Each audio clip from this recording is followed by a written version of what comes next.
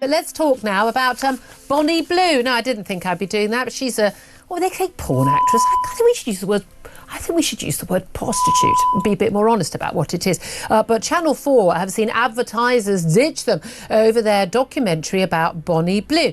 She is a, quote, performer, and the title of the documentary, which came out last Tuesday, is 1,000 Men and Me, the Bonnie Blue story. No one knew her real name. No one cared.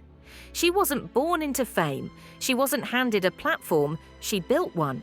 With her face, her body, and a number that became more viral than her voice, 1,000. That was the headline. Woman sleeps with 1,000 men a day. People didn't even question it.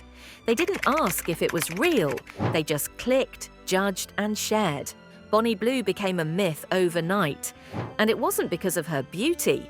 It was because the internet wanted a circus, and she gave them the main act. But here's what they don't tell you.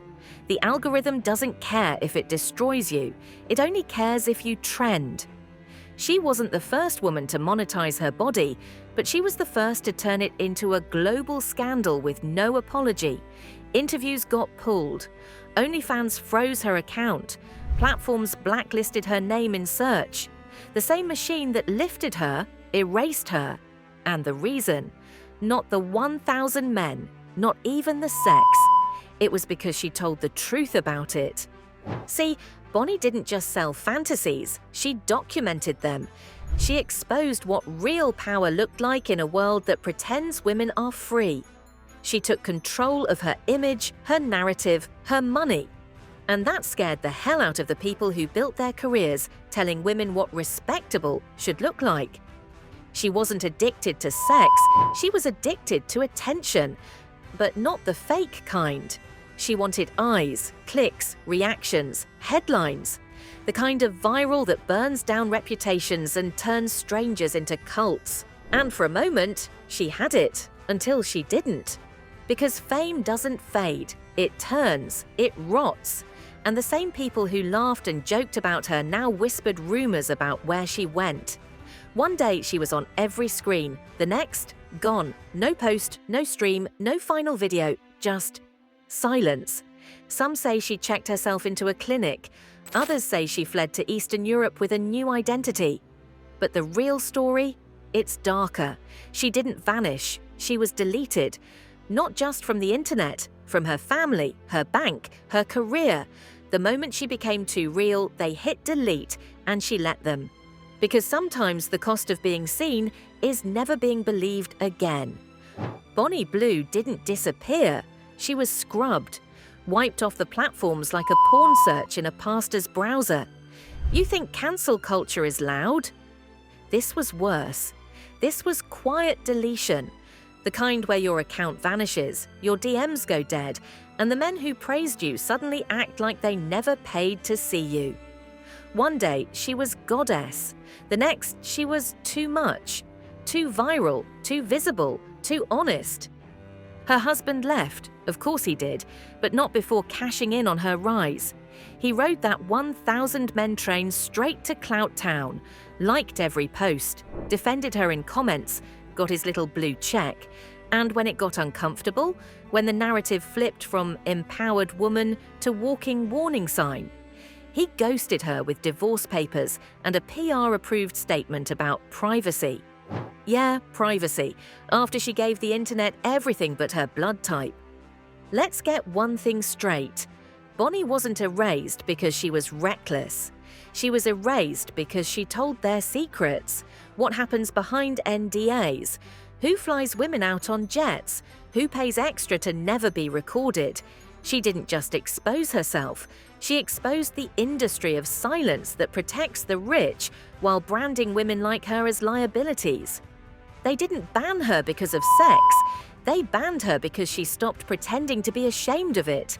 And while you all laughed over the memes, the hoodie jokes, the 1,000 Men Club. Allowing 1,000 penises into one vagina in 12 hours is disgusting. But the more you talk about it, the more it turns me on. You'd fuck an old man. Oh yeah, of course I would. Old men deserve sex. I mean, a wife might be dead. She was drowning in screenshots, lawsuits, threats, and silence. Not the kind where you heal, the kind where your bank flags every deposit, your parents block your number, and your face becomes a warning label. Want to really know what happened to her? She sold a tell-all, a real one, with names, dates. DMS lawyers threatened her before she even pressed send. The book never saw daylight. Rumour is someone bought the rights just to bury it. One of the names in the draft was Big, like US politician with a clean image, Big. Another was an actor who wins humanitarian awards but has a whole second phone just for escorts. And here's where it gets even dirtier. After she vanished, multiple copycats tried to take her place. You've seen them, same aesthetic, same OnlyFans shock strategy. But none of them got the attention she did. Because none of them told the truth like she did, raw, reckless, and unfiltered. That's the real reason she was dangerous. She wasn't pretending to be something for men to project onto. She was real, and that made her disposable. If you're still watching, ask yourself this. Why do we turn women into legends just to burn them? Why do we share, repost, laugh, and then act shocked when they don't survive the fame? Comment below if you think Bonnie's story was stolen or if she took control by vanishing. And don't forget to like, share, and subscribe, because we're not done digging up the stories they tried to delete. They thought she was done, cancelled, buried. Another headline turned punchline. But fame doesn't die like that, not when it's soaked in shame, lust, and fear. Bonnie Blue didn't run. She watched, silently, from the shadows. While the internet mocked her, she was saving every comment, every screenshot, every man who called her queen in the DMs and disgrace on the timeline. She knew how this game worked. Fame doesn't end, it reloads. They say she's in Bali, others say she's in Dubai under a fake name, but a few whispers, and you'll only hear them if you're paying attention, say she's still posting, just not under Bonnie Blue. She's testing the algorithm under a new face, a new body, and a different story. And guess what? It's working.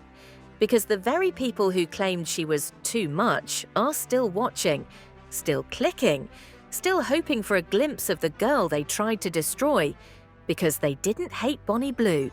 They hated that she showed them who they really were. Let's talk facts. There are rumours she's building her own platform, one where sex workers aren't banned when they make too much noise. She's allegedly funding it with crypto, private investors, anonymous backers, the same tech bros who judged her on Twitter. Yeah, they're the ones trying to buy in first, silently. But the darkest twist, Bonnie Blue might not even be alive. One Reddit thread, now deleted, claimed she took her life after the book was buried. Another said she's in witness protection after blackmailing one of the men on her list. A third theory, she faked her death. And if that's true and she didn't just survive the 1,000 men, she outlived them. Her story became a mirror, and most people didn't like what they saw. A woman who made the rules, broke the algorithm, laughed at shame, and walked away before they could burn her at the stake. She didn't ask to be a role model. She didn't try to be a feminist icon. She just wanted control, and the world lost its mind when she took it. So now the hoodie jokes don't land the same. The memes feel a little too real, because everyone's starting to realise Bonnie wasn't the villain, she was the warning.